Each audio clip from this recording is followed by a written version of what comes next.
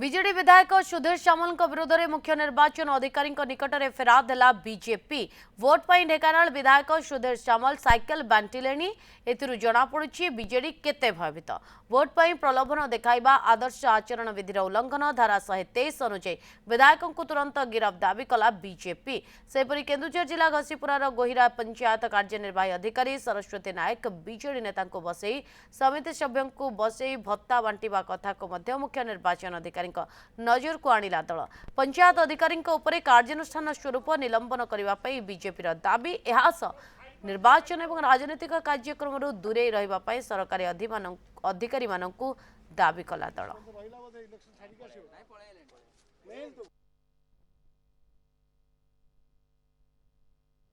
जदि जड़े प्रार्थी भोट दवापाई किसी प्रलोभन देखाए ताहले सी धारा 123 बल से गिरफ हवा कथा। अविलंबे गिरफ करा जाऊ साइकल बांटिबा कार्य तो किमिति से साइकल बांटिले जो माने कथा करिवे तांको विरुद्ध रे निर्वाचन कमिशन दृढ़ श्रृंखलागत कार्यानुष्ठान ग्रहण करिवे।